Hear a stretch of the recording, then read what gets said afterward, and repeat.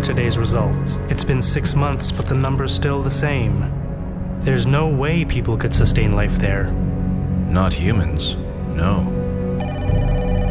Sir, there's a call for you from the head office. Put it through. We'll start at noon, as scheduled. Is everything ready?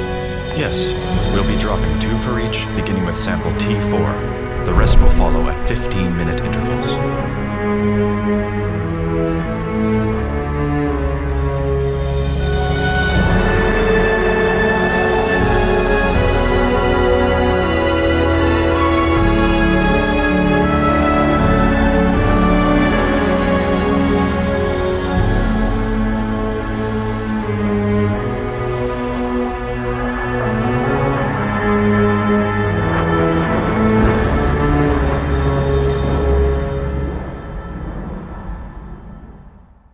The destruction of Raccoon City was the end of an era, and it became the start of a new Resident Evil direction.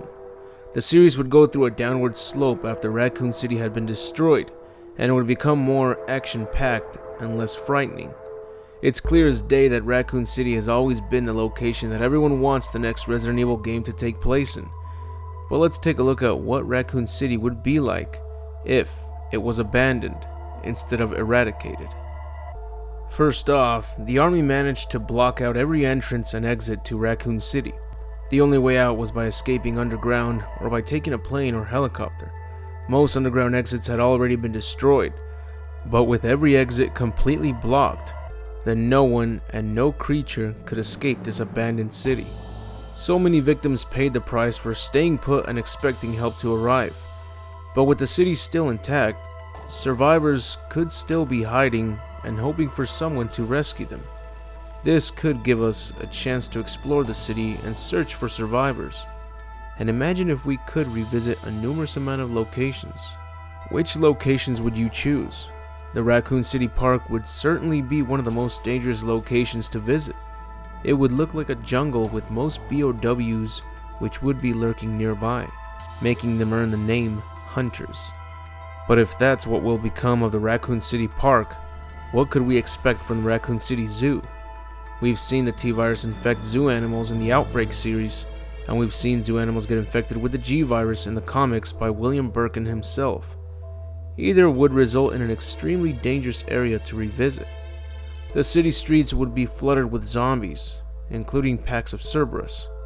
No location would be considered to be safe, unless groups of survivors have managed to create a sanctuary. But those can only hold on for a limited time. There was once a concept for a new Resident Evil game that would concentrate on revisiting the Spencer Mansion. Even after it was destroyed, many areas would still be intact, but vines and plants would mostly cover the areas, making it look like it's been abandoned for years. This concept would still be utilized if Raccoon City was not completely destroyed. I imagine that the city would look a lot like how it did in Biohazard 4D Executor. Zombies could appear to be completely decayed. Hunters would have a much more ferocious appearance. The air would be clouded with smoke and grime. Maybe certain areas of the city's air would be too contaminated to enter unless you wear a hazmat suit. There's also a possibility that those infected with the G-Virus would continue to mutate and adapt to the environment, appearing even more gruesome than what we've seen before. Since Capcom has been remaking the series, then maybe changing Raccoon City's fate would be the best way to keep the series alive. It's interesting to see the virus reach different locations around the world, but something's always been missing. Even when Resident Evil 6 brought back a zombie outbreak in a new city, most expectations were a bit displeasing. The game had the same elements as Resident Evil 4 and 5, but with the addition of zombies and a city outbreak, a treat for us fans of the originals. But the experience was still divergent.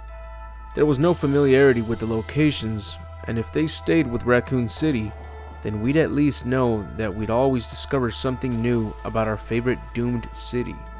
So what would you like to see if Raccoon City was left abandoned? What areas would you search for survivors? And what location would you revisit first? Let me know in the comments, because as of now, that's it for the video. I hope you enjoyed it, and if so, be sure to leave a like, share with others, and subscribe if you haven't. And if you'd like to see some extra content or you'd like to see your name at the end of the videos, then feel free to support the channel by donating a single dollar to my Patreon. There are also additional perks for donating more than $1. The link is on the description along with the link to my Facebook page, Tumblr, DeviantArt, and Twitter. But anyways, I'll see you all in the next video, and remember to have an awesome day.